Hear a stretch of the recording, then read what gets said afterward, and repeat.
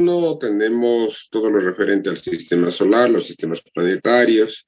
En ello comenzaremos hablando del origen de los sistemas planetarios, el origen y características del sistema solar, planetas extrasolares, etc.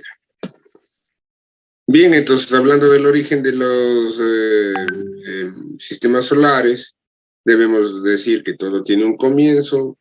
El medio interestelar en su primera etapa tiene una consistencia de gas y de polvo.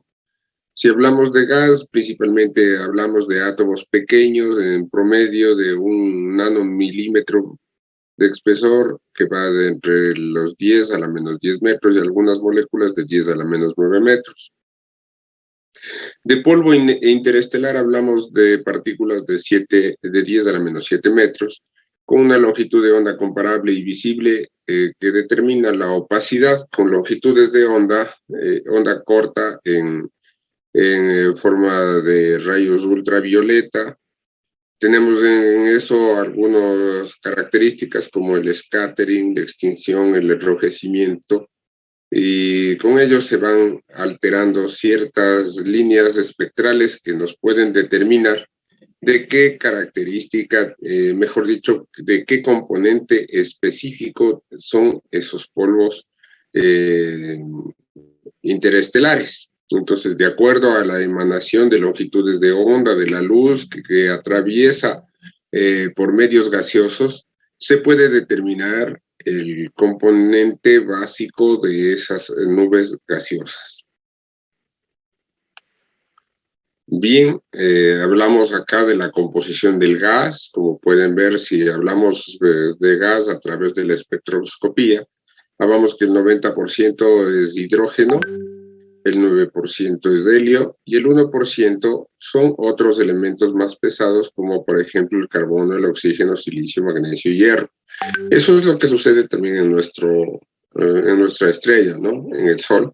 Ustedes saben que el Sol, el combustible básico de las reacciones nucleares que en él existen es el hidrógeno, siendo el hidrógeno el que se va consumiendo y transformando en helio, que es ya un gas mucho más pesado que el hidrógeno. Y a medida que esto ocurre, van generándose otros elementos más pesados en su corteza, como el carbono, el oxígeno, el silicio. Pero eso ya en la corteza. En el interior, propiamente dicho, de las estrellas, el combustible máximo es el hidrógeno. Como pueden ver en el gas de las nebulosas, también hablamos de lo mismo. En el polvo, en cambio, hablamos de indicios de silicio, grafito, hierro. Hablamos de hielo sucio por las mismas impregnaciones de este polvo en temperaturas bastante bajas. Por eso hablamos de temperaturas en grado Kelvin. Por eso ustedes también han de haber conocido que ahora ya se habla de un quinto estado de la materia, que es el estado Einstein bosónico, que es ya cuando se ha determinado el estado de la materia, en particular de materia oscura, con temperaturas que llega casi al cero absoluto, es decir, a menos 273 grados Kelvin, ¿no? Con menos 273 al grado absoluto. Menos 273 grados centígrados, diría yo, ¿no? Bien, entonces de eso hablamos de que el polvo interestelar, las nebulosas, prácticamente son muy visibles en muchas de nuestras galaxias que son estudiadas desde acá a la par con los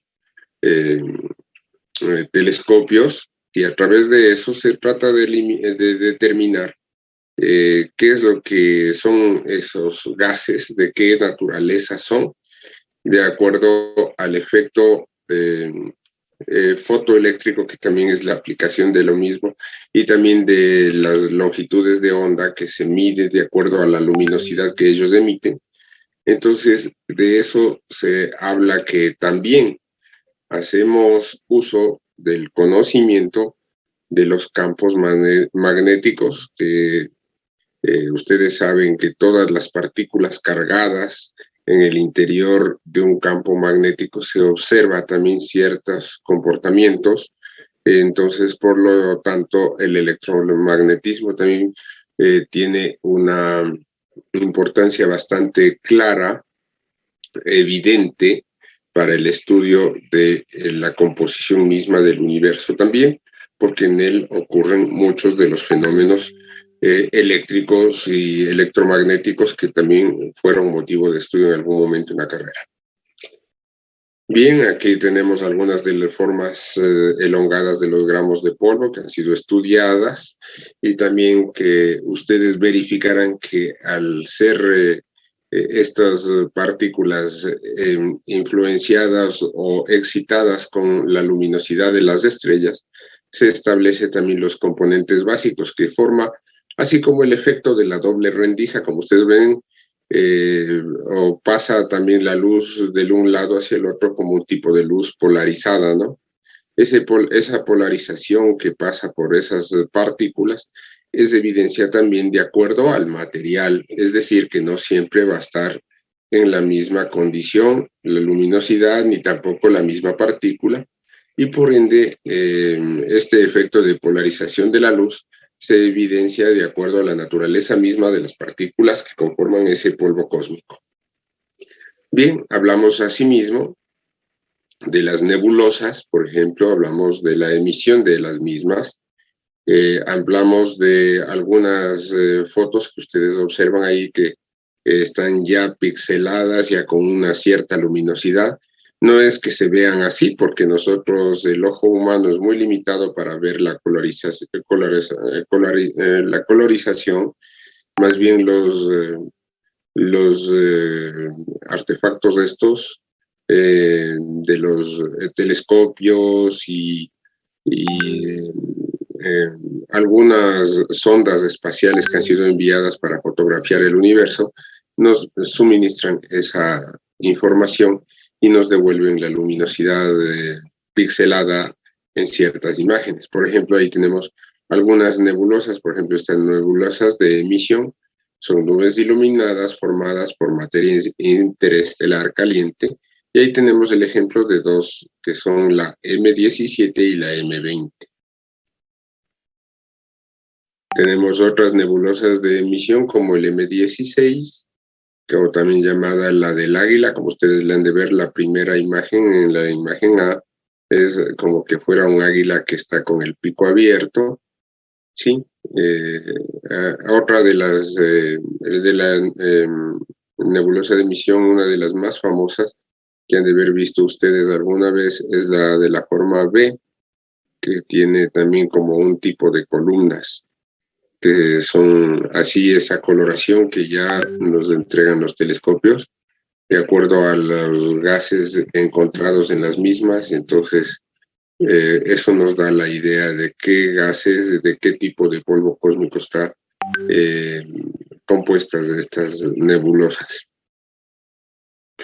Bien, entonces, de las nebulosas de emisión, como ustedes pueden ver, son gases altamente ionizados y tiene una cierta proximidad a las estrellas jóvenes de tipo O o B, que emiten gran radiación ultravioleta. Como ustedes saben, todos los cuerpos en la naturaleza emiten radiación, incluso hasta nosotros.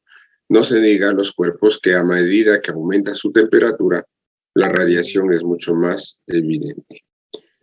Todas estas radiaciones, hablamos de la radiación ultravioleta del gas cercano a los electrones, a medida que se combinan con sus núcleos, emiten radiación visible y calientan el gas haciéndole brillar. Se evidencia en estas nebulosas de emisión ciertos fenómenos como la fotoevaporación y el enrojecimiento. La fotoevaporación es el proceso de radiación de estrellas recién formadas, dispersando gas en todos sus alrededores. Otra, hablamos del enrojecimiento, que es un fenómeno característico de nebulosas de emisión causados por la emisión de hidrógeno. Incluso ahí se evidencia también ciertas longitudes de onda que son características de su color. Por ejemplo, 656,3 nanómetros. Ustedes saben que tiene una proximidad al infrarrojo de la región visible que nosotros podemos observar en longitudes de onda, ¿no? Que tienden al rojo. Asimismo, los estados de ionización de un átomo se indican en números romanos. Con todo esto podemos verificar qué es lo que sucede con las nebulosas que tienen hidrógeno altamente ionizado a temperaturas altas, lo mismo que nos hace conocer esas regiones de diversas coloraciones, ¿no? De acuerdo al grado de ionización de los gases, componentes mismos de ellos. Entonces, a veces vemos un enrojecimiento, como hablamos anteriormente, o también una tendencia al azul también. Entonces, eso tiene mucho que ver de acuerdo también a la longitud de onda de la luz que pasa por estos gases. Bueno, aquí habíamos algunas propiedades de las nebulosas. Por ejemplo, aquí hablamos de algunas nebulosas de 4, en especial de la M8, M16, M17 y M20. Hablamos de distancias que nosotros medimos ahí, la distancia aproximada en parsecs, que es esa unidad PC que ustedes ven ahí. Se evidencia la densidad de partículas más o menos por cada metro cúbico, y además de eso se establecen las masas solares. Por ejemplo, la masa solar, la unidad fundamental es la masa solar de nuestra estrella luminosa, que es el Sol. Entonces, por ejemplo, si hablamos de masa solar explícitamente, por ejemplo, de la nebulosa M8, si dice que tiene masas solares de 2600, quiere decir que es 2600 veces la intensidad de nuestro Sol. Ustedes también deben conocer que la temperatura de las estrellas se establece más o menos entre 20.000 y 6.000 grados, por ejemplo, como la de nuestra estrella, que es una estrella de mediana edad. Las más jóvenes son las que tienen más temperatura y tienen tendencia a una coloración azul celeste cuando están más o menos a unos 20.000 grados centígrados. Nuestra estrella, el Sol, está más o menos a una temperatura de 6.000 grados centígrados, y lo mismo que se establece también que son temperaturas de una estrella que se va enfriando paulatinamente. Cuando nuestro Sol, que ya no es de coloración celeste como las de 20.000 grados centígrados, nuestro Sol de 6.000 aparece con una luz blanca amarillenta. En su tiempo irá enfriándose, pero para esto creo que falta algo así como más de 50.000 años, creo, no estoy bien, 100.000 años, algo así es, no me acuerdo. Tiene bastante tiempo todavía de vida, pero ya poco a poco irá cambiando su color. Algún rato se irá haciendo más amarilla, llegará a ser naranja, roja, y ya cuando haya tomado la coloración roja, habrá alcanzado la órbita de Mercurio y de Venus y probablemente la Tierra. Ese es el destino que les esperan a los planetas próximos al Sol. Si eso ocurriera alguna vez, y la temperatura por ende sería también mucho más alta para nosotros, tal vez sería un lugar más tibio para vivir en el sistema solar, tal vez alguna de las lunas de Júpiter, y así.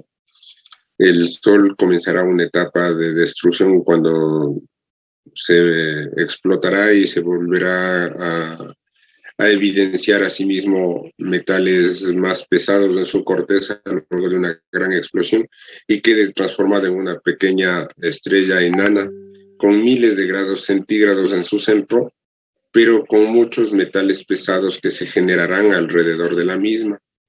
Metales más pesados como el hierro, el aluminio, son más evidentes el oro, se verificará después de la explosión y periodo final de nuestra estrella, pero eso, como digo, pasará muchísimos años, miles de años todavía. Bien, entonces de eso es lo que se puede hablar de algunas de las propiedades de las nebulosas que ustedes podrían verificar en lo que es el origen mismo del universo, en el que se observan muchas formaciones gaseosas de las nebulosas. Se suele decir también que así fue el comienzo también de muchas de las estrellas nuestras. Todo es un proceso, ¿no?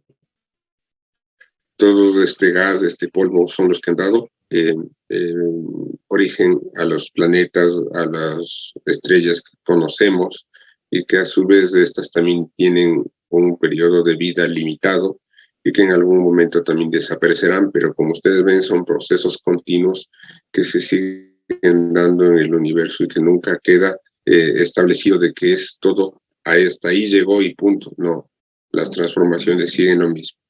Recuerden que el entorno de estas temperaturas son de decenas de temperaturas bastante altas, con también presiones altísimas de estos gases. Y hablamos también de nubes que son mucho más densas, unas más densas que otras. Por ejemplo, hablamos en comparación, por ejemplo, de 10 a la 6 átomos por cada centímetro cúbico, que es bastante. Existen tamaños mayores que nuestro sistema solar y hasta varios parsecs de distancia, y se presentan formas irregulares. Por ejemplo, miren, ahí tenemos la nebulosa de cabeza de caballo. Como ustedes ven, la formación esa gaseosa, que no es así que va a quedar siempre, ¿no? Porque en realidad así es como la vemos actualmente, pero después de miles de años ya esa formación ya no lo veremos así, porque todos esos gases también se están moviendo, están interactuando en él muchos procesos físico-químicos que en algún momento le darán otras formaciones, y ya tal vez ahora, porque le vemos así, nosotros en nuestra época le llamaremos la cabeza de caballo, pero quién sabe después de algunos miles, cientos de años, esa formación tal vez ya no sea la misma y tendrá que ponérsele otro nombre. Aquí tenemos algunas de las evidencias de cómo nacen las estrellas, muchas de las formas cómo pueden nacer.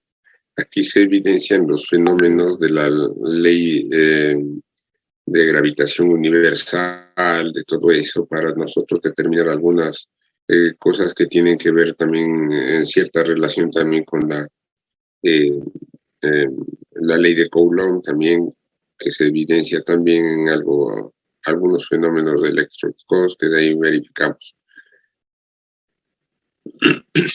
Bueno, tenemos ahí cómo nacen las estrellas, según algunos criterios de algunos autores.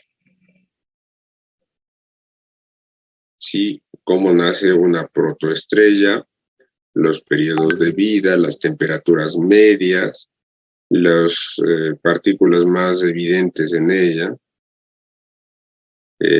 Tenemos las protoestrellas que se pueden evidenciar en el proceso cómo es en un inicio hasta cuando llegan a otra forma más diferenciada. Como ustedes pueden ver ahí, las imágenes son imágenes del radio de flujo bipolar más extenso conocido en unidades astronómicas. Una unidad astronómica tiene también relación con la distancia máxima del radio que tiene el sistema solar también. Tenemos así algunas evidencias de protoestrellas, de los discos que en ellas se forman. Los discos protoplanetarios, se estudia su formación. Por ejemplo, uno de los planetas más atractivos que se forman de discos protoplanetarios con residuos de polvo, rocas, muy simpático, es uno de esos, Saturno, ¿no?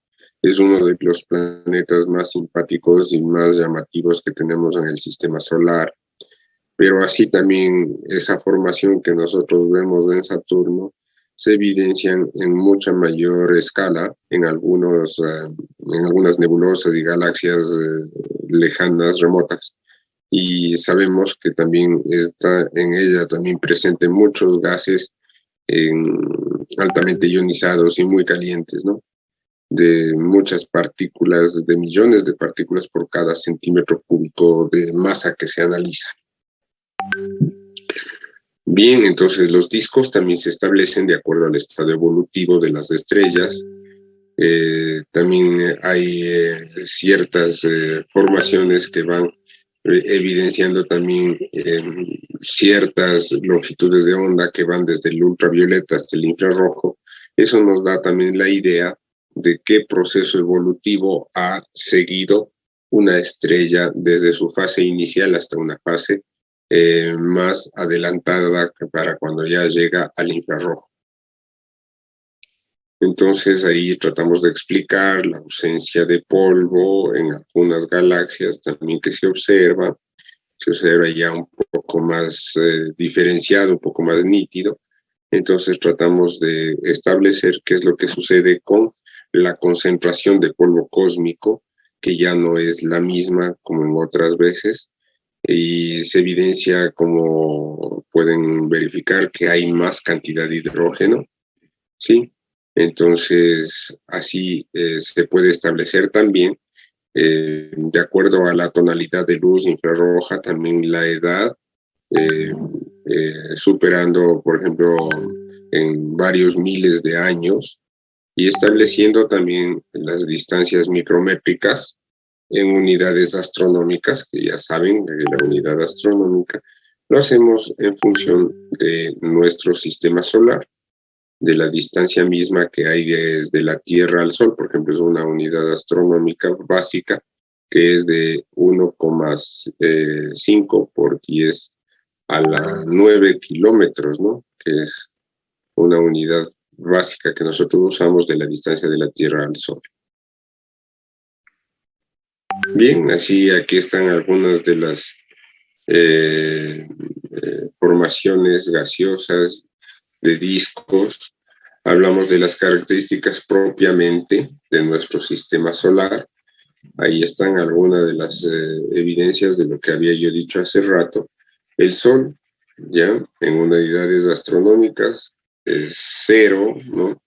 El radio, 109 tierras, la masa, 332,8 tierras, su rotación de 25, 36 tierras, la inclinación, el excentro, como ustedes saben, como hablamos de curvaturas en las que se puede establecer la excentricidad de un movimiento de una elipse, ¿no? Hablamos de la densidad, entonces miren, ahí tenemos los enfoques posibles de acuerdo a lo que estudiamos con nuestro Sol y los demás planetas que son los que giran alrededor del mismo.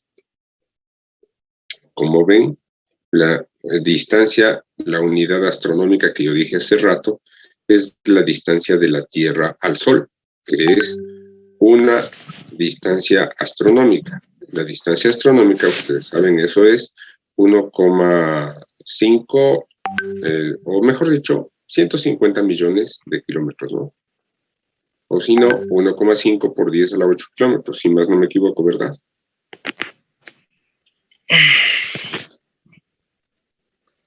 Marte está a 1,5, como ven.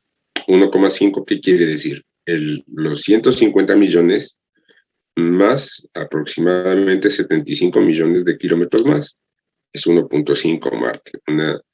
Entonces, para no poner eso, ponemos en unidades astronómicas, siendo el más remoto de todos los planetas enanos el planeta Plutón, que está a 39,5 unidades astronómicas.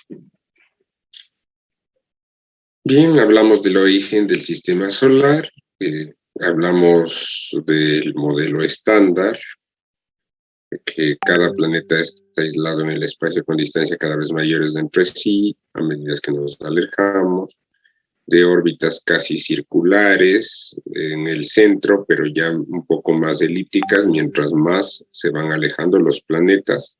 Entonces ahí hablamos de que son órbitas casi coplanares, como por ejemplo la órbita de Plutón. Hablamos también de rotación en el sentido también de los satélites que rotan también alrededor de los planetas, que también describen esas órbitas elípticas o órbitas casi circulares, ¿no? Pero a una determinada distancia fuera del campo de gravitación de cada planeta. Bien, ¿qué más? Hablamos de la formación de los planetas, se habla de 3 etapas, son hipótesis de cómo pudieron haberse creado los planetas. Aquí tenemos 3 etapas que ustedes ven, el polvo cósmico de las nebulosas primitivas que forman núcleos de condensación, donde se comienza a acumular material. A medida de esto existen más cúmulos que van creciendo en masa y se aumentan superficialmente. También este proceso se forman miles de millones de objetos de tamaños pequeños, de lunas pequeñitas, que después poco a poco estas a veces también van chocando y formando cuerpos mucho más grandes. Hablamos de planetesimales que chocan y mantienen unidos. Estas van barriéndose todo el material a su alrededor, los van atrayendo como a manera de un imán y quedan formados ciertos protoplanetas. Así se piensa que es el origen de los planetas. Como ustedes pueden evidenciar, por ejemplo, tenemos un proceso desde A, B, C, D, E, F, hasta llegar desde la nebulosa y nube de gas y polvo, hasta llegar a la consecución propiamente dicha de los planetas y de las órbitas elípticas que se determinan a su alrededor. Entonces, esa es una de las teorías que acabamos de explicar, que se piensa que así pudo haber sido el comienzo de nuestro sistema solar. En el segundo, en cambio, ustedes ven una simulación computacional de cómo sería la formación de los planetas alrededor del Sol con ciertas trayectorias, unas más juntas, otras que tienen hasta influencia unas con otras, hasta quedar una completamente diferenciada con órbitas propiamente para cada cuerpo celeste, para cada planeta, ¿no? Ya queda diferenciado así. Bien, entonces, en 10 billones de años el sistema solar quedará limpio de remanentes luego de bombardeo primitivo, madeo pesado. Los planetas gigantes se formaron por el mismo proceso. Ustedes conocen cuáles son los planetas más gigantes, entre ellos Júpiter, que parece que Júpiter es como ser nuestro hermano mayor del sistema solar y el que nos protege para que no haya influencia de otros cuerpos que vagan en el espacio y que podrían ser letales para la Tierra. La arquitectura del sistema solar es tan perfecta que la Tierra parece estar en un punto exacto de equilibrio, en la que tiene una temperatura de promedio de 15 grados centígrados que hace posible la vida. Está en una posición arquitectónicamente exacta para que haya vida. Tiene una luna que le genera las 24 horas del día y que pueda darse el fenómeno de la fotosíntesis y que por ende los seres vivos puedan hacer adquirir todas sus necesidades para la vida.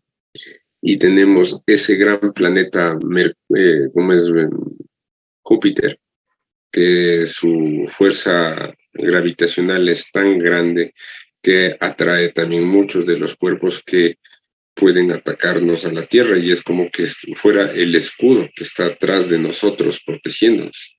Entonces, todas esas cosas nos hace pensar de que el universo es tan perfecto para que pueda haber este milagro de la vida en nuestra Tierra. Es algo sorprendente analizar todo este tipo de cosas que son increíbles de acuerdo a lo que vemos y quienes tenemos fe en Dios decimos que esto es una obra magnífica de un ser supremo que en realidad lo que nosotros tratamos es de aproximarnos al conocimiento científico de ese ser supremo que parece ser perfecto y que sabe sea eso lo que muchos hablamos de que es Dios.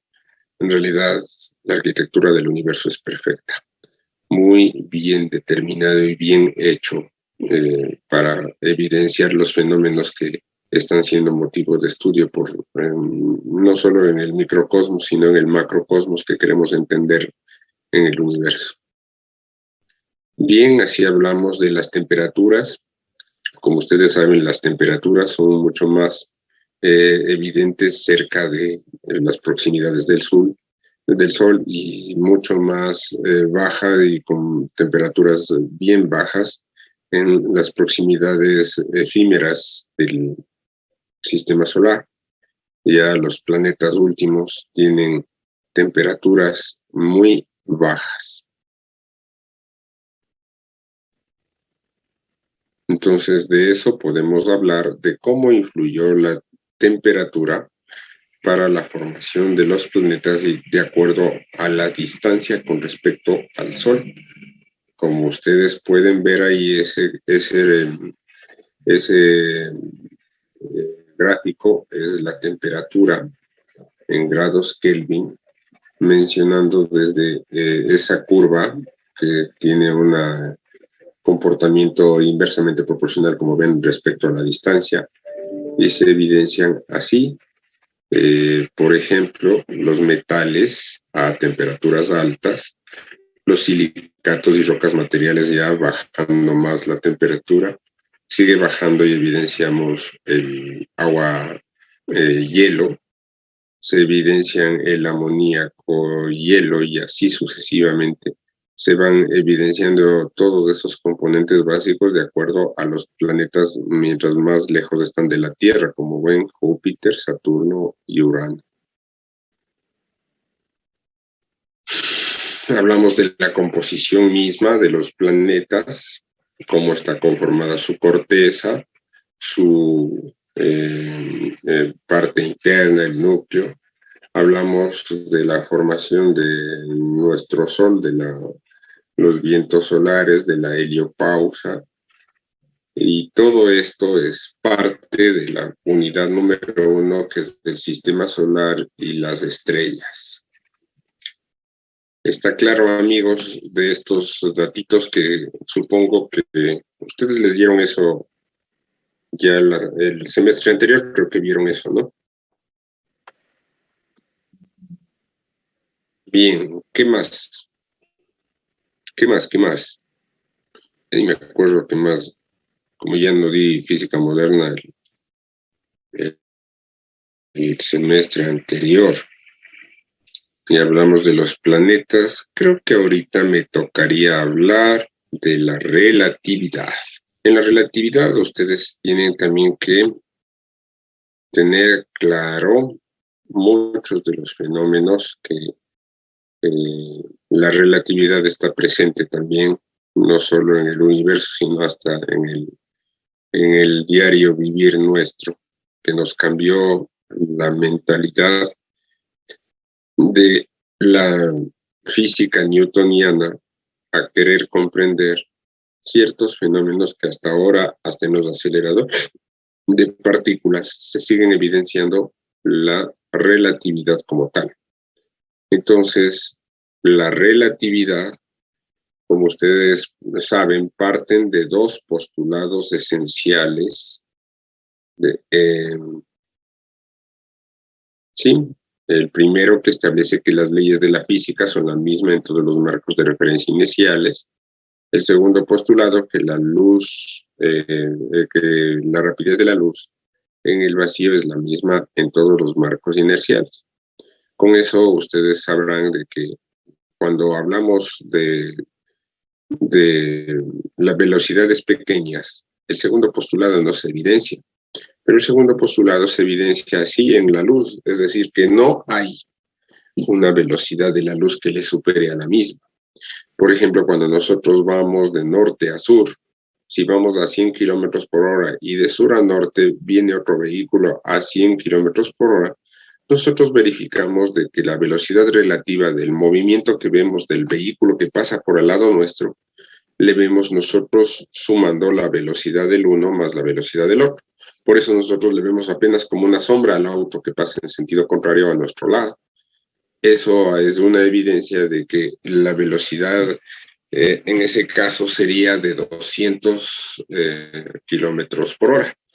Pero eso ya no se evidencia en la luz. Es decir, que con eso Einstein nos dice que la velocidad de la luz es una velocidad límite, es decir, que no se la puede superar.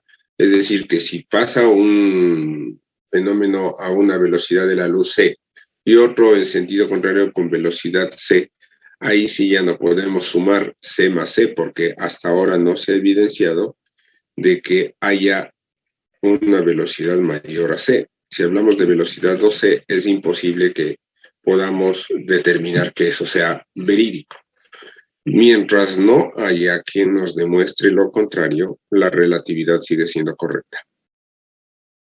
Entonces, si vemos que algo cambia de posición respecto a nosotros, no tenemos forma de saber si ese algo se mueve o nosotros somos lo que lo hacemos. Por ende, las leyes de la física son las mismas para todos los marcos de referencia que se mueven a una velocidad constante, el uno respecto con otros. Como ustedes saben, si hablamos de movimiento, y yo les puedo decir que yo estoy en reposo, ustedes dirán que sí, efectivamente estoy en reposo, porque ustedes también están en el mismo cuerpo inercial que se está moviendo, que es la Tierra. Pero si es que alguien nos ve desde otro punto de vista, por ejemplo, desde Marte, sabrán que nos estamos moviendo a una velocidad constante dentro de un planeta y por ende no estamos en reposo. Entonces, pero mientras ustedes y yo estemos bajo el mismo sistema inercial, como por ejemplo nuestro planeta Tierra, seguiremos nosotros haciendo caso a que los sistemas referenciales, tanto para ustedes como para mí, si estamos en el mismo cuerpo inercial que es la Tierra, es lo mismo. Pero para otra persona que no está dentro del mismo cuerpo inercial, sino que estamos en otro sector del sistema solar, ya podrá darnos una nueva característica muy diferente a la que nosotros nos vemos entre los que estamos en el primer sistema o en el segundo sistema, que ya nos verán de otra forma. Entonces, eso es lo que trata de determinar el primer postulado. Como que se me trabó.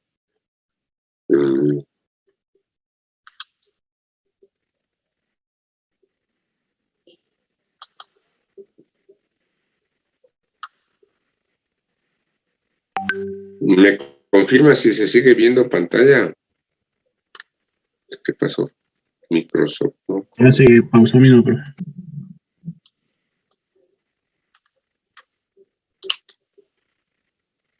Tiene que reiniciar el programa.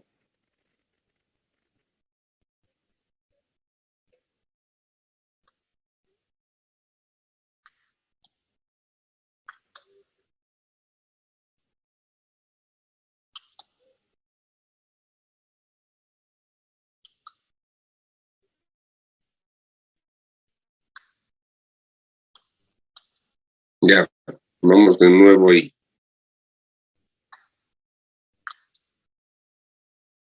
Bien, entonces eso es lo que nosotros habíamos hablado del primer postulado.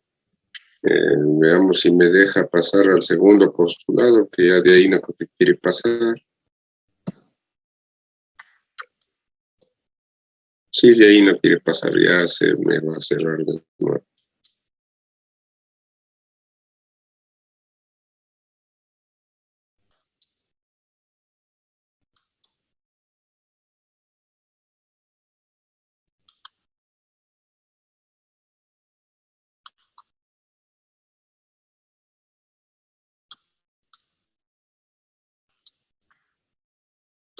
Bueno, les voy a ir pasando mejor hasta ahí. Sí se ve la imagen así, porque cuando quiero compartir parece que... ¿Ya? Sí, ya. Entonces, no le voy a ampliar la imagen porque me parece que ahí es donde estoy con problemas aquí. Bien, entonces, dentro de eso, entonces hablamos en el segundo postulado, que, por ejemplo, Michelson y Morley trataron de determinar la velocidad de la luz utilizando espejos, ya conociendo bien el sistema, las propiedades de los espejos y de la refracción de cristales, se logró determinar un viaje de ida y vuelta de un rayo luminoso que iba en un viaje de ida y chocaba en un espejo y se refractaba en un cristal que estaba en el centro y regresaba la velocidad de la luz, determinándose así con este dispositivo que ellos crearon, que se denominó el interferómetro. En el interferómetro se estableció que la velocidad de la luz era de 299.454,796 metros por segundo, pero para no poner los 299.756.454 se puso mejor 3 por 10 a la 8 metros por segundo, que es lo que nosotros determinamos como el valor C que evidenciamos en los fenómenos de la luz. Bien, entonces en la relatividad nosotros vemos de que la velocidad de la luz yendo en direcciones contrarias tiene cierto comportamiento, como ustedes podrán ver en la imagen. Por ejemplo, si el vehículo en el que estamos yendo está a 20 kilómetros por hora y si yo lanzo una pelota de a 20 kilómetros por hora para el otro lado, entonces ahí nosotros establecemos de que hay una diferencia. Pero asimismo, ustedes verificarán que si es que van en la misma dirección, si la una va a 70 y la otra de 30, ya no habrá una diferencia, sino una adición de la misma. Pero eso ocurre en velocidades relativamente bajas. Con velocidades ya próximas al valor C, ya no es tan evidente ese cambio para la adición, ¿no? Además de eso, lo que para un observador que está dentro del sistema, como ahí ustedes ven Magda dentro del cohete, observa que cae primero el rayo en la parte delantera y luego en la parte posterior al mismo tiempo. Pero en cambio la persona que está afuera, Sergio, verá que primero cae en la parte delantera y después de un instante en la parte posterior. Son dos cosas en las que uno se pone a pensar, ¿quién mismo tiene la razón? Pues aquí decimos que los dos tienen la razón. Si Magda dice que cayó al mismo tiempo, eso es el sistema de referencia de ella, pero si Sergio dice que cayó el rayo primerito en la parte primera y luego en la parte posterior, pues él también tiene la razón, porque así es como lo ve él, lejos del sistema de referencia de Magda. Por eso hemos puesto que Magda es del sistema de referencia S1 y Sergio es del sistema de referencia S. Entonces aquí es cuando nosotros tratamos de determinar si el hecho de la caída de los rayos en ese caso es simultáneo, es decir, si fue al mismo tiempo, o si fue en periodos de tiempo diferentes. Pero como decimos, ambos tienen la razón, porque están en distintos sistemas de referencia y cada uno ve a su manera. Entonces, de estos hechos simultáneos, hace que nosotros nos establezcamos ciertas analogías para poder comprender qué sucede con los cuerpos con velocidades relativamente altas.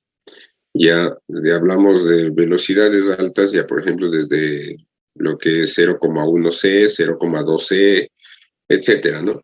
Ya para valores menores de 0,1C, la mecánica newtoniana todavía explica para velocidades pequeñas, pero para velocidades C de una décima de la velocidad de la luz, ya se evidencia otro comportamiento de los mismos.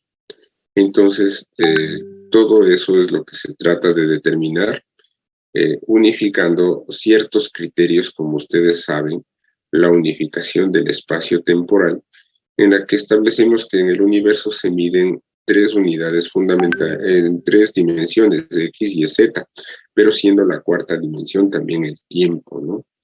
Entonces, eso es lo que nosotros le denominamos como el espacio-tiempo en el universo tetradimensional. Según la gravedad einsteiniana, se propone que el espacio-tiempo tiene ciertas curvaturas que hace que los cuerpos más pesados estén como así produciendo ciertas curvaturas de la materia oscura que está siendo motivo de estudio y de que los planetas tengan tendencia a girar en su alrededor. Este efecto lo podemos hacer si nosotros utilizamos canicas o rulimanes pesados, por ejemplo, en una cama tendida. Y ahí si lanzamos cuerpos en forma tangencial alrededor de los cuerpos más pesados, nos daremos cuenta de que sí, efectivamente, el comportamiento de los planetas viene a ser como de las órbitas elípticas que conocemos. Entonces, Einstein propuso que el espacio-tiempo se curva por la presencia de masas provocadas así con los efectos gravitatorios. Eso es lo que se dice que es, por ejemplo, con nuestro Sol, que es una de las estrellas más grandes que produciría tal vez una mayor hendidura en el espacio-tiempo de influencia de los planetas en el sistema solar, ¿no? Entonces, gracias a todo este tipo de tensional de esta como a manera de una cama elástica, se trata de determinar también la curvatura que podría tener esa materia oscura. Pero todavía la materia oscura, como ustedes saben, sigue siendo motivo de que sea de motivo de estudio de que tampoco hay que descartar que esa materia oscura no tenga un componente básico. Se sabe de que dentro del modelo estándar también se han establecido que los componentes básicos de ciertas de la materia oscura, por ejemplo, es uno de los bosones que es hipotéticamente, pero que está presente ahí, que es el bosón del gravitón, que al parecer esa gravedad también no es como la gravedad que vimos de Newton, de que el cuerpo grande le atrae también al cuerpo chico. Al parecer también la gravedad también está presente en la materia oscura, entonces por eso es que se establece que uno de los bosones fundamentales y que está dentro del modelo estándar hipotéticamente es el gravitón. Si es que eso llega a ser descubierto en algún momento, será uno de los logros más importantes de la vida, ¿no? Del ser humano. Ojalá los que ya estamos caminando para viejos nos enteremos algún rato y ustedes que son jóvenes tal vez tengan esa suerte, en cambio nosotros, no sé, si nos alcance la vida, porque en realidad la vida del hombre es tan corta en relación a tantas maravillas del universo que ocurren en cientos y miles de años y que también nosotros no las podemos conocer de forma clara, pero tenemos la idea y nos valemos de las suposiciones de muchos físicos teóricos que nos tratan de dar a conocer este tipo de fenómenos de acuerdo a sus estudios. Hablamos de ciertas singularidades, por ejemplo, en los hoyos negros, por ejemplo, en ellos, según la aplicación de la teoría de la relatividad, se trata de predecir del comportamiento de estas singularidades en las proximidades de los agujeros negros, ¿no? Prácticamente son los que se han predicho por medio de la relatividad y, por ejemplo, en el Big Bang, que nosotros es una de las teorías más más entendibles y que las más aceptadas, ¿no? En ella se establece también de los agujeros negros y las proximidades que existen de ellos. Entonces ahí tenemos algunas de las regiones de los consideradas de los agujeros negros que se evidencian en la materia oscura En ella mismo se sabe que un agujero negro es una región del espacio que tiene tanta masa concentrada en un punto que ningún objeto, ni siquiera la luz, puede escapar de su atracción gravitacional. No deja escapar en nada la luz, entonces un agujero negro no se ve directamente. Se ha podido verificar experimentalmente la existencia de agujeros negros examinando el movimiento de las estrellas. Incluso se dice que el centro de nuestra galaxia también está conformado por un agujero negro, ¿sí? Y nosotros estamos girando alrededor. Por lo general, el sistema solar nuestro está dentro de las partes más lejanas del centro, pero las estrellas que están más cerca a ese campo gravitacional sumamente alto son absorbidas en su totalidad. Incluso la luz no escapa de las mismas. Hablamos del Big Bang, hablamos de Galileo, que mediante la transformada de Galileo se pudo establecer también la relatividad especial, aplicando ya velocidades c. Entonces aquí tenemos unos videitos que estaban ahí. En base a la transformada de Galileo, se establecen los dos sistemas de referencia en los que un cuerpo se mueve en una de las direcciones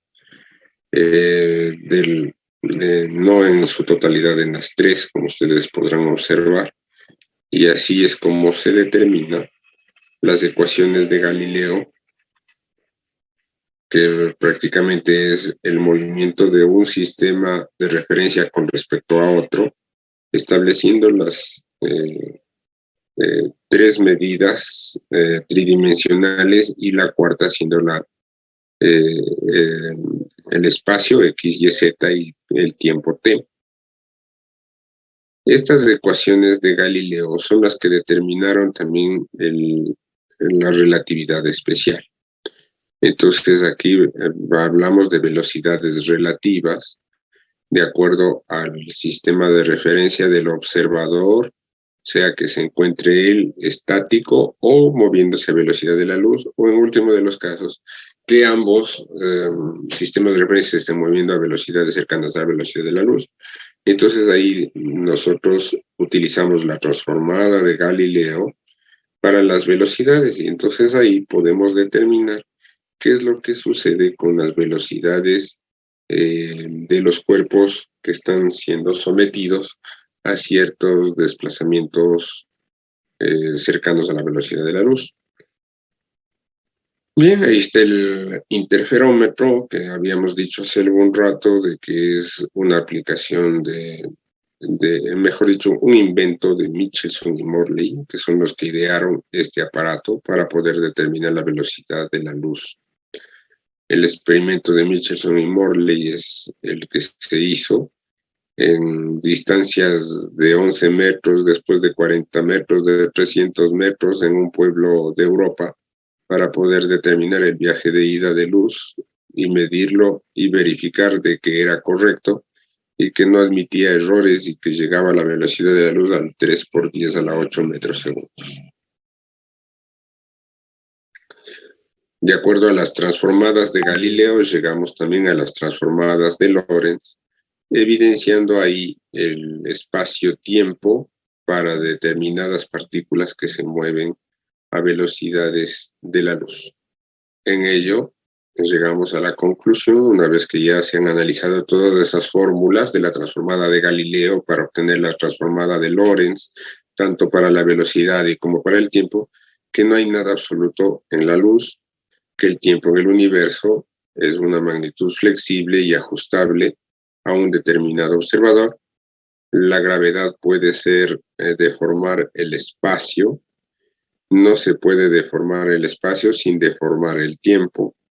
La teoría de la relatividad explicaría todo lo que sucede en el universo, pero se encuentra incompleta respecto a la física cuántica o viceversa.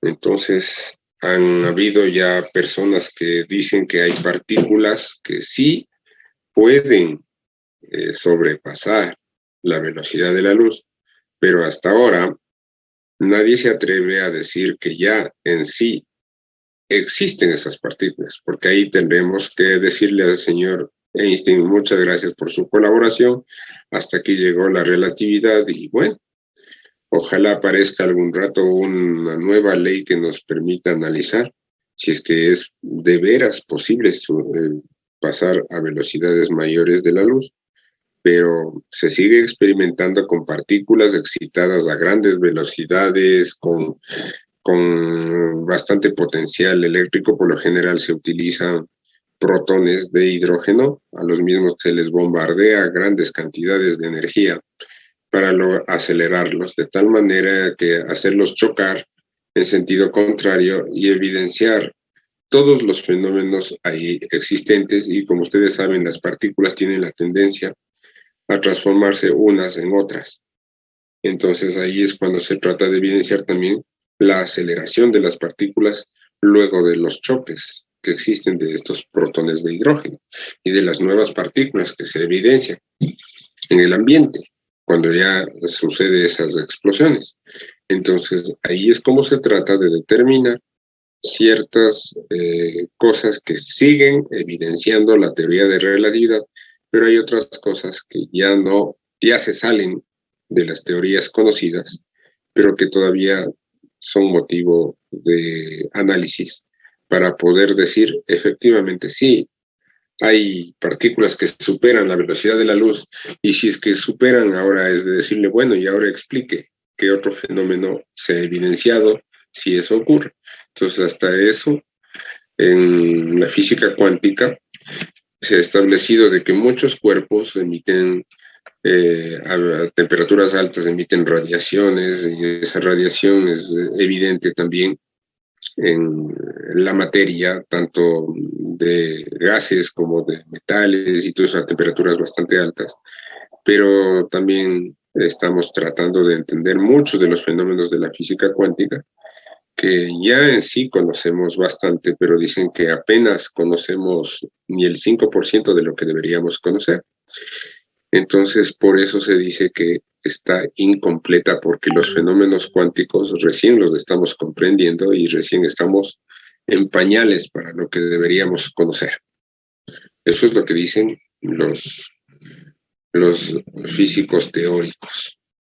Bien, entonces ahí están las consecuencias de los postulados de Einstein, analizando nosotros, haciendo analogías al recorrido de la luz, por ejemplo, desde la parte baja del tren hasta la más alta, con un recorrido h de ida y vuelta. Entonces sería 2 veces h sobre c para determinar el tiempo. Y así, en cambio, si está en movimiento, ustedes ven que ese viaje de ida y vuelta se convierte en un triángulo isósceles. Y al analizar ese triángulo isósceles, nosotros verificamos recorridos de la luz completamente diferentes a lo que se estaba en reposo, a lo que ahora está en movimiento. Y esas analogías son las que nos permiten llegar a la ecuación fundamental para determinar la dilatación del tiempo con esta fórmula que ustedes ven al final. La dilatación del tiempo es igual al tiempo t sub 0 sobre la raíz de 1 menos b cuadrado sobre c cuadrado, siendo b cuadrado la velocidad relativa, ¿no? En el momento que esa velocidad b sea igual a c, ya inmediato eso ya no sería relativo. O sea, ya no estamos hablando de un movimiento relativo si b es igual a c. Por eso es que nosotros todavía analizamos para fenómenos en los que b es menor que c, ¿sí? Ni igual ni mayor. Todavía no podemos determinar que eso ocurra. Entonces, las consecuencias de esto, de la aplicación de esto, de que el tiempo cambia, es claramente visible en el célebre video de los 2 gemelos idénticos, que siendo el uno astronauta y el otro se queda en la Tierra. Es una breve explicación de lo que sucede en un viaje interestelar, y por ende los cambios físicos que sufren cada uno de los interactuantes en este fenómeno, en esta pequeña introducción que quiere hacernos comprender lo que sucede en dos sistemas de referencia completamente diferentes y a velocidades también diferentes lo que puede ocurrir. Esa paradoja de los dos gemelos idénticos es la más famosa y la que más nos ayuda a comprender este fenómeno de la relatividad.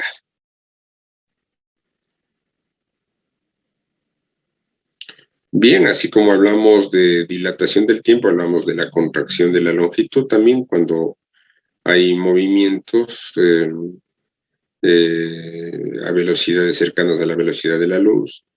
Entonces de aquí se habla que también asimismo la relatividad también se evidencia en la masa, en las partículas, como dijimos hace rato, excitadas con grandes cantidades de energía potencial y por ende verificando en ella también la relatividad de la masa, analizando la masa de antes a la masa de después. Entonces, aplicando asimismo la relatividad, nos hace comprender que no es lo mismo la masa en reposo que la masa en movimiento. Entonces, estableciendo que la energía total en el universo se conserva y además que es constante y fija, se establece que esa energía es igual al producto de la masa por la velocidad de la luz al cuadrado, siendo esa la ecuación fundamental o más famosa del mundo que nos hace comprender que la energía total en el universo es constante, es fija, ¿no? Entonces, ahí tenemos algunas de las relaciones entre la masa y la energía. Sabemos que la masa relativista es mucho mayor que la masa en reposo y por eso es que la energía cinética la establecemos con la diferencia de las dos masas multiplicadas por la velocidad de la luz. Entonces, al establecer estas relaciones entre la masa y la energía, nos hace comprender que la energía total no es otra cosa que a la energía cinética más la energía eh, de la masa en reposo, ¿no? Como ustedes podrán ver ahí, y llegando a conclusión de que la energía total es igual a mc al cuadrado, siendo m la masa relativista. Bien, entonces seguimos haciendo énfasis en la naturaleza de la transformada de Galileo para nosotros llegar a la transformada de Lorentz y poder determinar el espacio-tiempo de velocidades cercanas a la velocidad de la luz, siendo esas las ecuaciones fundamentales de la transformación de Lorentz para desplazamiento x, x', manteniéndose y' y z' en las mismas condiciones del primer sistema de referencia, haciendo énfasis de que solamente se ha movido en dirección de las x.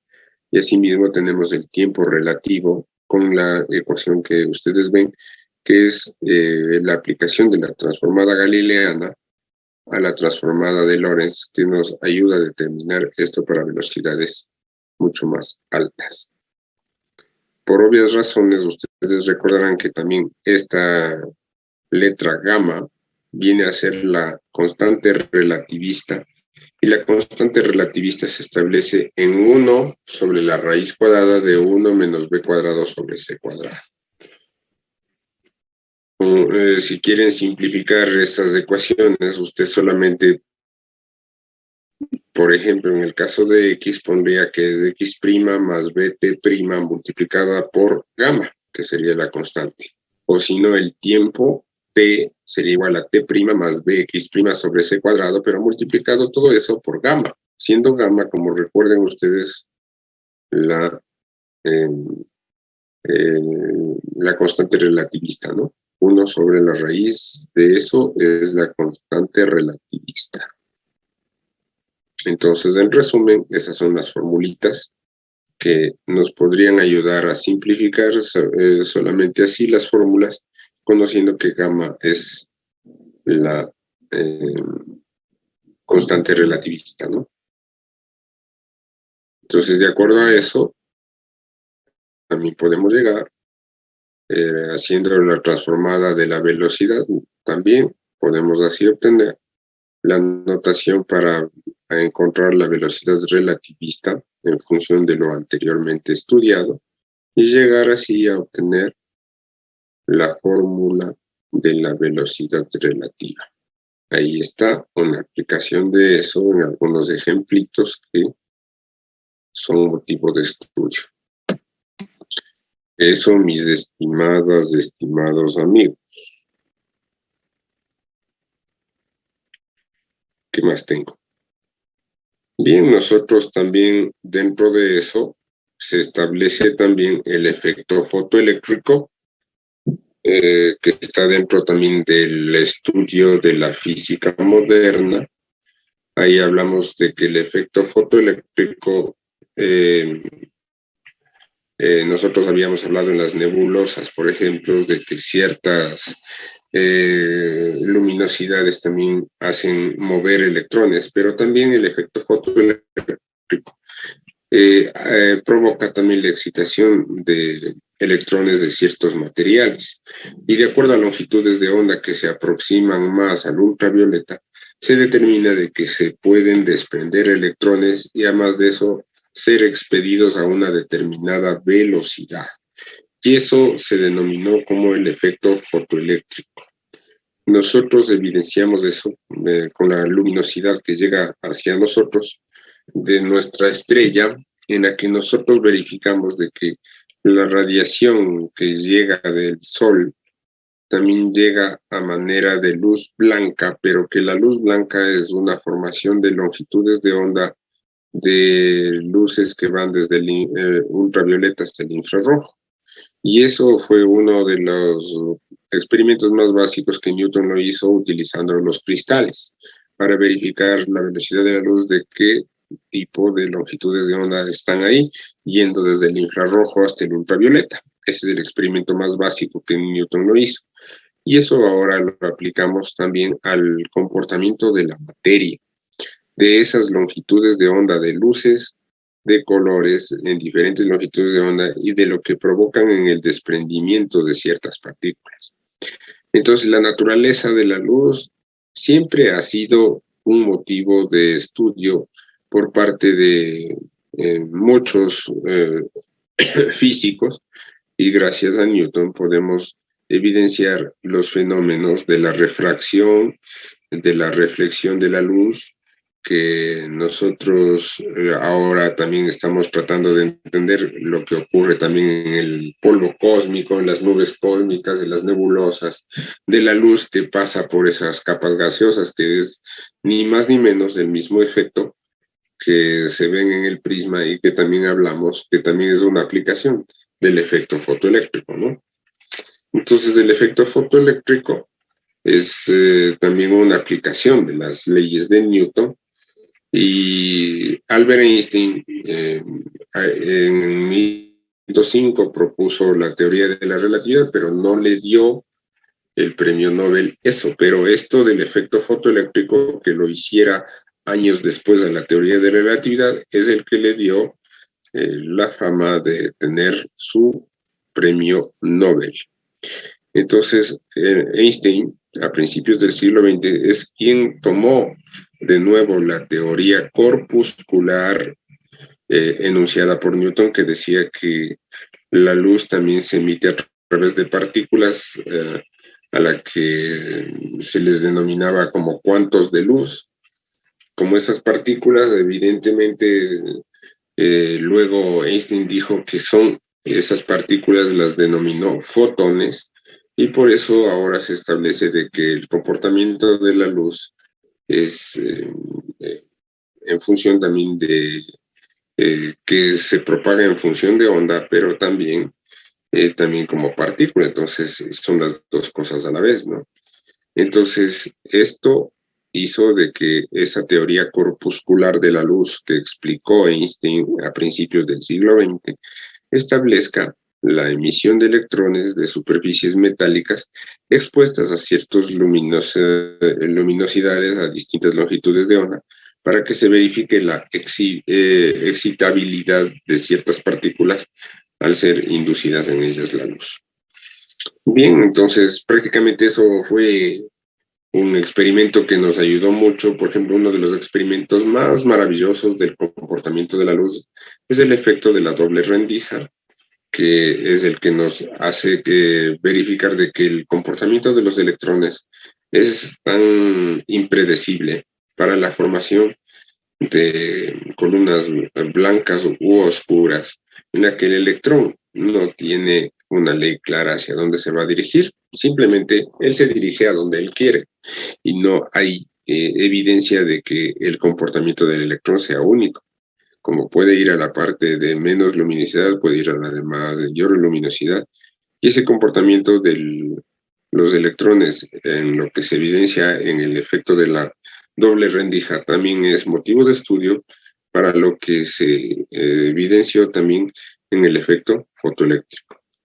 Entonces, por ende, eso dio consistencia a la definición de que la luz es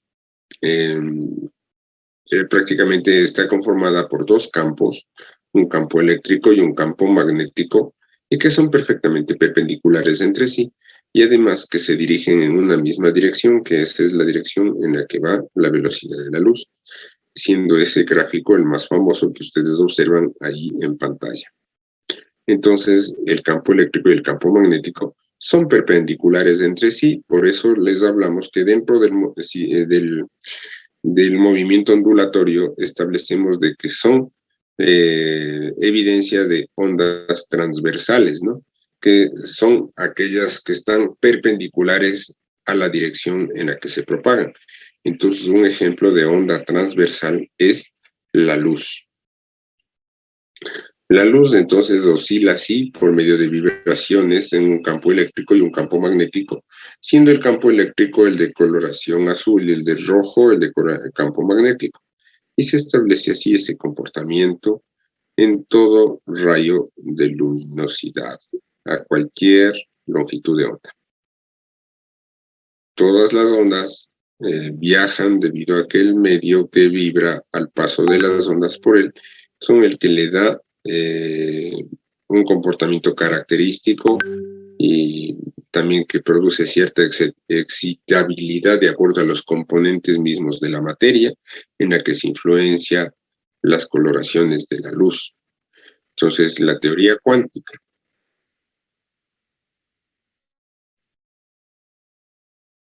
¿Seguro?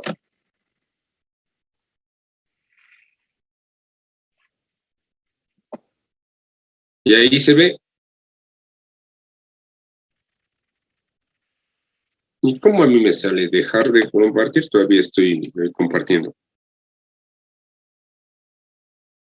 A ver, dejar de compartir, vamos ahí. Ahí ya no han de ver nada, ahí voy de nuevo. Ahí.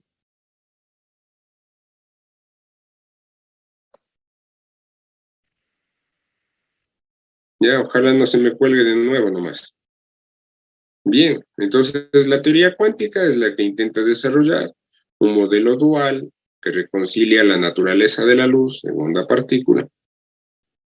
Cabe recordar que la luz es un conjunto de ondas electromagnéticas porque ya saben que hay dos campos, un eléctrico y un magnético, y que se viajan en el vacío a una velocidad de 3 por 10 a la 8 metros segundo. La luz se emite en pequeños y discretos paquetes o cuantos a las que se les denominó fotones. El fotón también está formando parte del modelo estándar ya previamente conocido, y el efecto fotoeléctrico de la emisión de electrones desde una placa al metal expuesto en ciertas frecuencias de luz. Entonces, el efecto fotoeléctrico se evidencia así. Emitimos radiación de luz en distintas longitudes de onda, y ustedes verificarán de que de una de las de una de las placas del ánodo hacia el cátodo se desprenden electrones a una determinada velocidad. Entonces, este es el efecto fotoeléctrico que se han evidenciado en medio de esas dos placas que están en medio de una cápsula en el vacío. Pero como ven ustedes, tenemos un amperímetro que mide la cantidad de voltaje que es suministrado para que vaya desde la placa del ánodo hacia el cátodo, y tenemos un resistor variable para ir verificando qué cantidad de voltaje le vamos poniendo, pero también la radiación es la que se le va variando hasta lograr determinar cuál es la longitud de onda que permite el que sean desprendidos ciertos electrones de la placa. Como ven en ese caso, si la radiación tiene ya el efecto esperado, es porque esa longitud de onda de la luz emitida es la óptima para comenzar a desprender electrones. En el caso de que no lleguemos a esa longitud de onda necesaria de acuerdo a las características propias de un metal, es decir que, por ejemplo, si la placa es de aluminio, no necesitará la misma radiación que la del cobre. Cada uno tiene como su característica propiamente dicha para cada elemento químico. La longitud de onda de la luz para desprender electrones no será la misma. Y nosotros, a través del efecto fotoeléctrico, lo que tratamos es de determinar la energía emitida por estos electrones, a su vez también la velocidad que en ellos se evidencia, ¿no? Las diferentes velocidades de los electrones excitados con la radiación se determina también a través de las fórmulas de la relatividad y de la energía cinética para poder determinar sus valores. Entonces, como ustedes ven, los electrodos son los que están dentro de esa cápsula de vidrio en el vacío, como dijimos. Se establece diferencias de potencial a través de los electrones por medio de una fuente de voltaje. Como ustedes vieron, hasta tenemos un reóstato ahí que hace que el voltaje sea variable. Se incluye resistencias, ¿sí?, en el circuito, y se utiliza un amperímetro para poder determinar qué cantidad de corriente fluyen por los conectores que están siendo de incidencia directa a las placas metálicas, ¿no? Recuerden que en ausencia de la luz, la corriente no fluye. Sin embargo, cuando la luz en cierta frecuencia incide en electrodo de zinc, la corriente fluye en el circuito. La luz arranca electrones de la placa de zinc. Estos electrones viajan hacia la placa positiva y se completa el circuito, ¿no? Los electrones arrancados de la placa de metal se llaman fotoelectrones y son iguales que los otros electrones. Bien, todos estos fenómenos han sido estudiados de acuerdo a la frecuencia mínima también de la luz establecida sobre esas placas, y nosotros eso lo estudiamos en profundidad, incluso con una práctica de laboratorio que tenemos de esta experiencia. No sé si también les daría hacer el semestre anterior el Magíster Molina, esa práctica del efecto fotoeléctrico. Bueno, aquí establecemos también el corte W, que es propio de cada uno de los elementos. Se establece también ahí la energía cinética máxima en función de la longitud de onda de corte para poder determinar los valores conocidos como el trabajo de los electrones a través de la energía cinética, establecer el voltaje o energía de potencial de frenado de los electrones y determinar así la energía del fotón de acuerdo al trabajo de frenado más la función trabajo, siendo la función trabajo propia y evidente para cada metal, que tenemos eso en tablas, de que la función trabajo para cada metal es completamente diferente.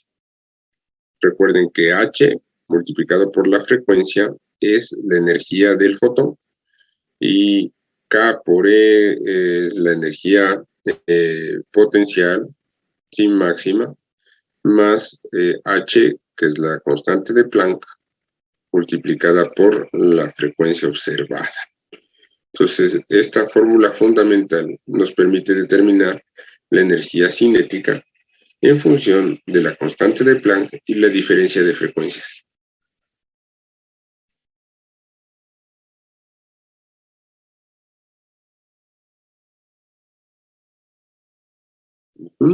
Aquí tenemos una gráfica del comportamiento de la energía cinética en función de la frecuencia. Se evidencia, por ejemplo, ahí una línea recta, no precisamente desde el origen, pero se determina ahí el desplazamiento que puede tener las partículas. Bueno, tenemos algunos problemas, no sé, ya si gustan ya les paso también esta información para que ustedes estudien.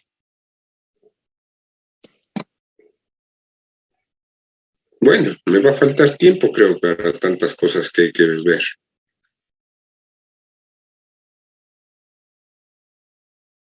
Vamos a ver otra cosa.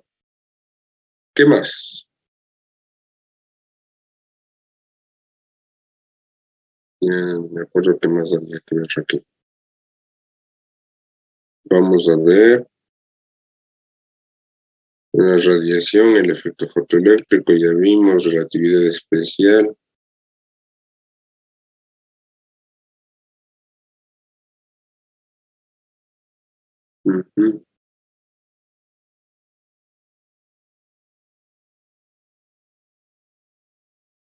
Dentro de esto también está algo de la química nuclear. Si más no me acuerdo, es de esto. Vamos a ver. Prácticamente aquí utilizamos un poco de la química también que se estudió en algún momento para entender la fisión y fusión nuclear. A ver dónde está.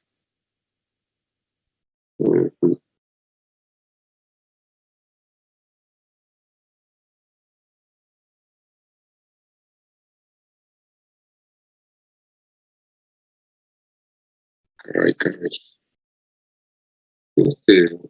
No le cojo bien el tino y algunas cosas porque no trabajo mucho aquí.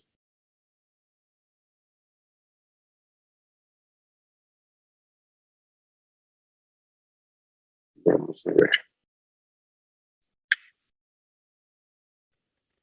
¿Me confirma si ya se ve en pantalla?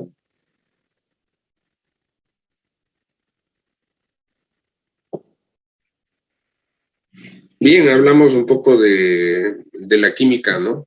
Ya en lo que se produce también en ciertos fenómenos de algunas de las estrellas. Por ejemplo, este es una imagen de la superficie solar, ¿no? Entonces, en este observatorio solar heliosférico, se le denomina SOHO, capturó esta imagen en negativo en el 2003, cerca de la corteza, de la parte más externa del Sol, ¿no? Como ven esas formaciones, ¿no? Como de ondas de la masa solar. Son motivo de estudio también de la temperatura y de los componentes químicos que en él se evidencian, ¿no? Entonces, la radiación viene por todos lados, no está en un solo cuerpo, la radiación está en todo, absolutamente en todo. No hay nada en la naturaleza que esté libre de lo que es la radiación. Todos emitimos radiación en alta o baja intensidad. Además de eso, no se ha evidenciado en la naturaleza de que la radiación absorbida quede totalmente al 100% dentro de otro cuerpo, sino que cierta parte de la radiación entra, pero también otra parte sale, completando el 100%. Es decir, que si del 100% de radiación emitida, por decir, un 70% se puede absorber y un 30% emitir o viceversa. Puede pasar lo contrario, pero en la naturaleza, por ejemplo, incluso hasta el residuo de negro de humo, que es de un brillo mate y negro completamente, que es el residuo del petróleo en las refinerías, se ha llegado a establecer de que la radiación se queda en su totalidad casi en un 99%, siendo el 1% el que se emite fuera. Por eso también ustedes saben que la radiación es mucho más evidente en los cuerpos negros. Por eso es que usted en un solazo, si sale de vestido de negro, ¿qué quiere decir? Usted está absorbiendo mayor cantidad de radiación y por eso es incómodo ponerse ropa negra cuando el sol está bastante fuerte, ¿no? Entonces, aquí tenemos más o menos la evidencia, por ejemplo, de los fotones gamma que llegan a la naturaleza en muchos de nuestros cuerpos, que nosotros ponemos en énfasis aquí, por ejemplo, del suelo y de los edificios, del espacio, del aire que respiramos, ahí también existe mucha de la radiación, de los alimentos que comemos, todos estos tienen un grado de incidencia de radiación, incluso nosotros mismos, como parte de este entorno de la vida cotidiana, ¿no? Entonces aquí tenemos también las dosis de radiaciones que se recibe en muchos de los países. Ahí tenemos, por ejemplo, rayos cósmicos, rayos gamma, el radón, todas esas radiaciones son las dosis que se han medido en algunos países. Como ustedes saben, nosotros, Ecuador, estamos en el centro del mundo y estamos también en una parte alta, la radiación es mucho más fuerte. Incluso por eso es que ahora se recomienda de que nos cuidemos mucho más porque los cánceres de piel son mucho más evidentes y eso es de acuerdo al grado de exposición que tenemos también a nuestro sol, ¿no? Que es el que nos hace tener claro de que la radiación también está en forma clara y diferenciada en muchos de los cuerpos que estamos expuestos hacia él. Bien, entonces hablamos de la estabilidad e inestabilidad nuclear que existe en la materia. Por ejemplo, en ese caso hablamos que en el núcleo por lo general está conformado por los neutrones y protones y en la corteza sabemos que están los electrones. Establecemos el número atómico de acuerdo al número de protones y por ende también el número másico establecemos de acuerdo a los protones y neutrones que están en el núcleo, ¿no?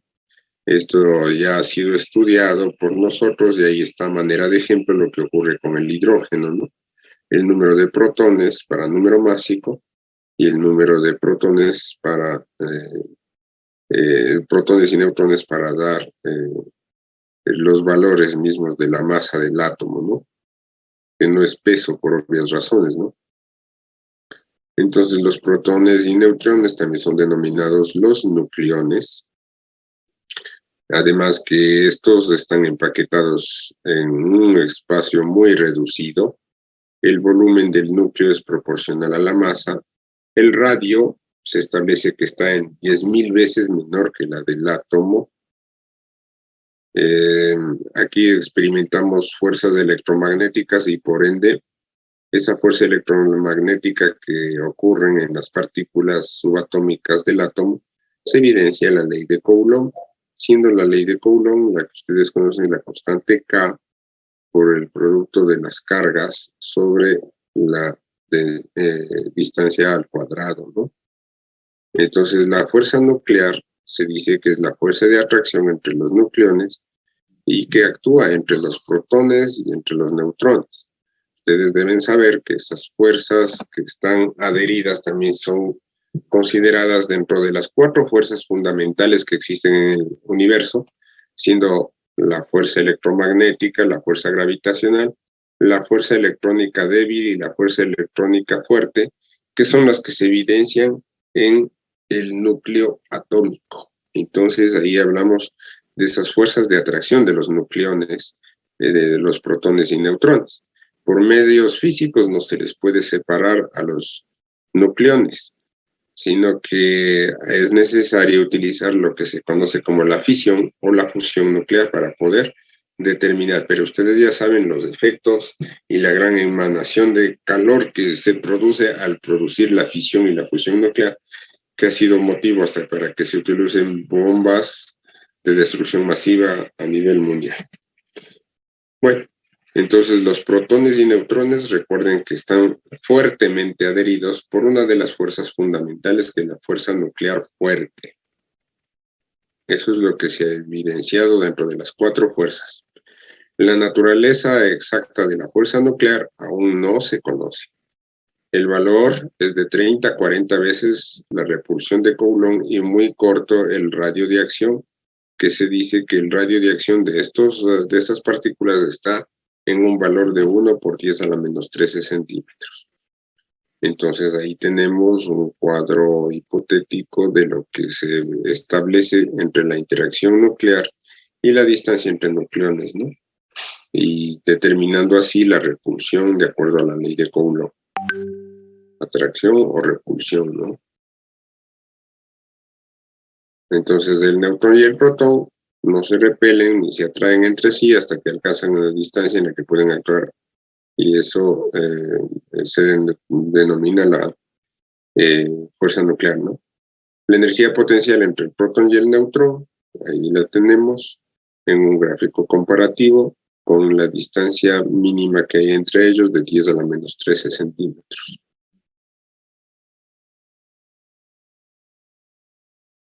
Bien, entonces la energía de unión nuclear, la equivalencia de la masa y la energía fue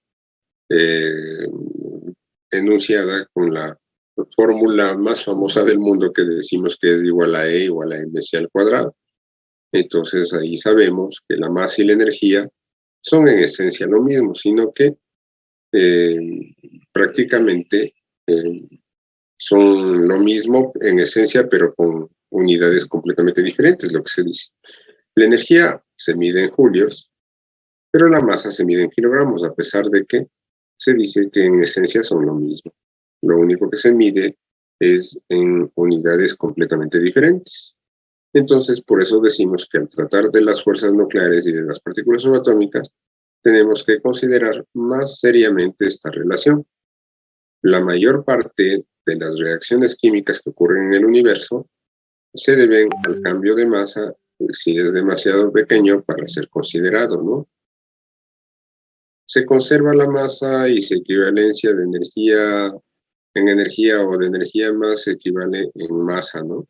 Lo que decía, en esencia son lo mismo, ¿no? La energía y la masa.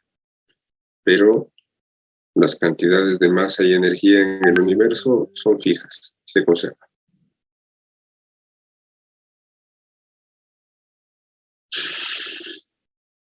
Bien, entonces así es como hacemos el análisis de la diferencia que existe entre lo que es la masa de antes y la masa de después, de acuerdo a los principios de conservación de la energía. Además de eso, se establecen los fenómenos relativistas y establecemos también los fenómenos eléctricos que en él ya ocurren, como la ley de Coulomb que vimos hace rato. Y establecemos que, por ejemplo, si nosotros tenemos, por ejemplo, cierta masa atómica, nosotros podemos conocer de ella algunas de las características químicas, como son las unidades de masa atómica. De acuerdo a eso podemos definir las variaciones de masa que puede haber comparando la masa del núcleo. Y si es que hablamos de que en la formación de un átomo de calcio, por ejemplo, si tenemos 20 protones, 20 neutrones, entonces miren, se establece de que la variación de masa viene dado por la masa del núcleo, menos 20 multiplicado por la masa del neutrón y menos 20 por la masa del hidrógeno. Así se establece que la diferencia de masa sería de menos 0,36721 unidades de masa atómica. Eso nos permite convertir la masa en unidades de masa atómica. Y de acuerdo a la teoría de Einstein, podemos determinar también las cantidades de energía que hubo de variación y poderlas determinar en las unidades fundamentales de la energía, que es en julios. Entonces, en partículas subatómicas habitualmente se utiliza el megaelectronvoltio, ¿sí?, para poder determinar ciertos valores de energía en condiciones de relatividad. Recuerden que un megaelectronvoltio tiene una equivalencia de 1,60 por 10 a la menos 13 julios.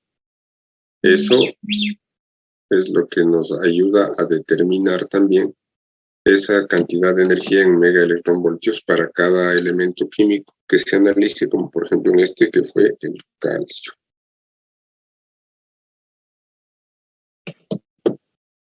Bueno, entonces aquí existen algunas reacciones nucleares que se han analizado en base a una gráfica.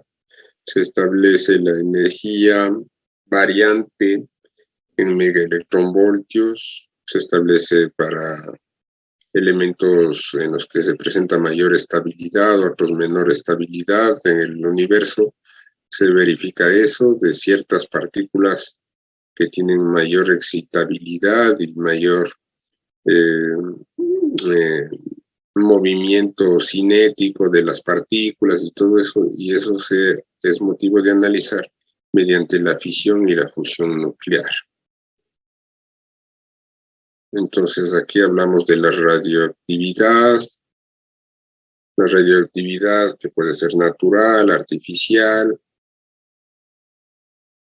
Hay 3 tipos de emanaciones de elementos. Nosotros hablamos de las partículas alfa, beta y gamma, pero lo único que debemos verificar es de que estas emanaciones tienen mucho que ver con las mismas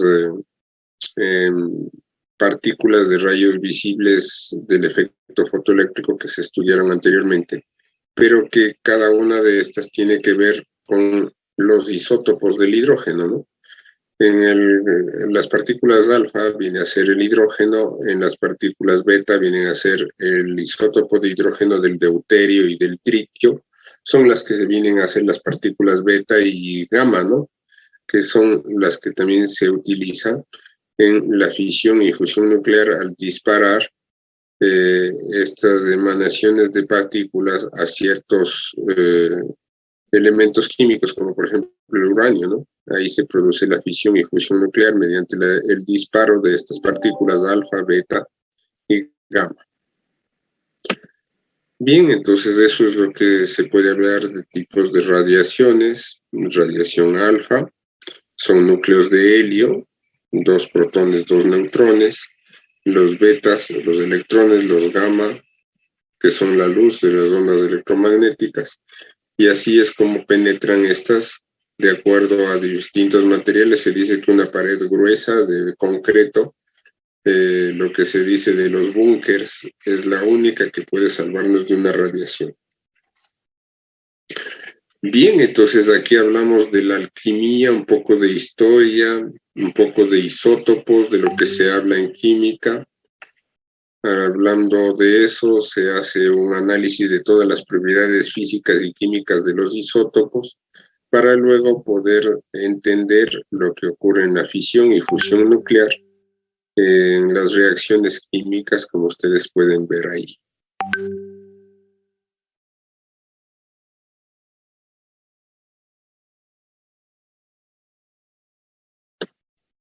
Bien, la tabla periódica, como ustedes ven, es la que nos ha permitido determinar cuáles metales son más radioactivos que los demás. Entonces, de acuerdo a eso, se han evidenciado las propiedades de los elementos más radioactivos. Se establece la vida media que tienen ciertos protones y neutrones libres luego de la fisión y fusión nuclear, estableciendo la vida media de los mismos. Hablamos de uno de los isótopos radioactivos, como es el carbono 14.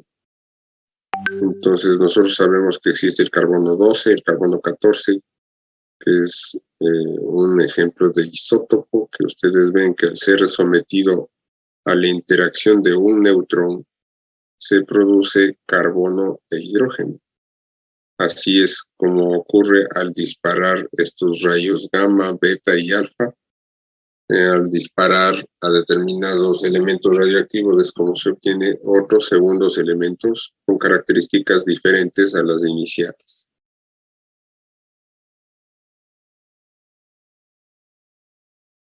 Entonces hay que entender este tipo de reacción química para entender lo que sucede en la naturaleza. Miren, lo que hablamos es de el disparo, por ejemplo, de neutrones en el nitrógeno produce carbono e hidrógeno, siendo ese carbono combinado con el oxígeno produciendo el dióxido de carbono. Esas son cosas que nosotros evidenciamos a diario en la naturaleza. O sea que la fisión y fusión nuclear no es algo nuevo, sino es algo que ha estado siempre presente en la naturaleza, pero que nos han dado ya la luz para poderlo entender con todo el conocimiento que tenemos, tanto de la física como de la química, como ustedes podrán ver. Entonces, así es como se habla de la abundancia de ciertos isótopos en el universo, de ciertos materiales de la tabla periódica que son mucho más evidentes, otros menos evidentes, y se establece la abundancia que existe en la naturaleza. Incluso algunos son relativamente cortos porque son obtenidos en laboratorio. Los que se ven directamente en la naturaleza son relativamente pocos, pero de la tabla periódica se dice que ya aproximadamente son 115 o 118 elementos químicos que están conocidos hasta la actualidad.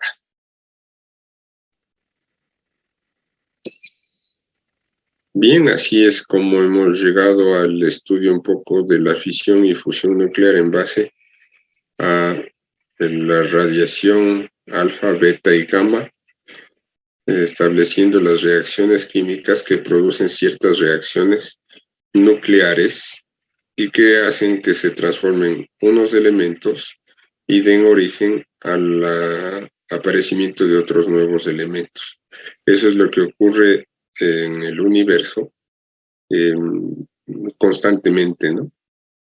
Y no solamente en el universo, sino también nosotros como parte de él aquí en la Tierra, ¿no? Bien, esas son las ecuaciones de las reacciones químicas de las partículas alfa, beta, gamma, de los protones, neutrones, que son parte de las reacciones químicas. Como ustedes ven, el radio es uno de los elementos químicos más radioactivos, hasta el nombre de radio lo dice. Y este se desintegra al ser bombardeado el radón, miren, con una partícula alfa, el átomo de radón, y entonces ahí se produce esa reacción química. Entonces la primera transmutación también que se ha obtenido también es del nitrógeno con partícula alfa y se ha obtenido oxígeno de masa atómica 17 más un protón.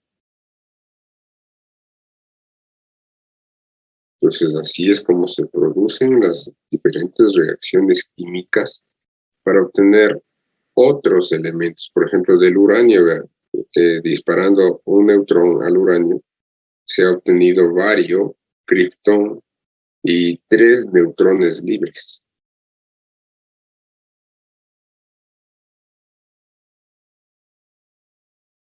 Entonces, estas son las reacciones químicas que generan también la presencia de otros elementos químicos en la tabla periódica. Y como ustedes verán, se comprueba que siempre los números másicos de los elementos de antes es igual al número de elementos o de los reactivos finales de después, ¿no? Entonces, el principio de conservación de la masa se evidencia también en estas reacciones que podemos evidenciar aquí. Bueno, ¿Qué más? ¿Qué más? Aquí creo que tengo muchas otras cosas más. Es que como soy medio químico, también entro mucho en énfasis de la química yo cuando doy física moderna.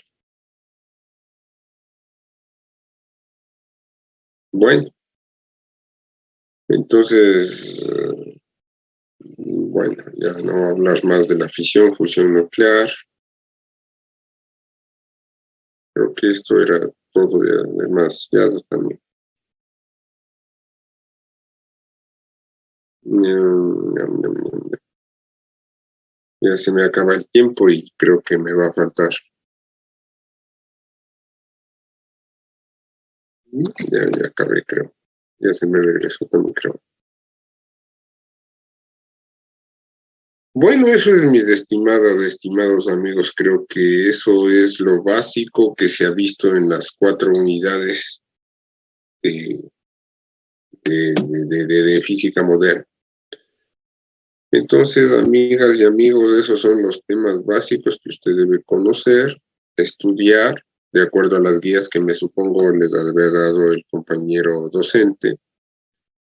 Entonces, si gustan, también yo tengo mi guía también por aquí, aunque no di física moderna el semestre anterior, les puedo compartir.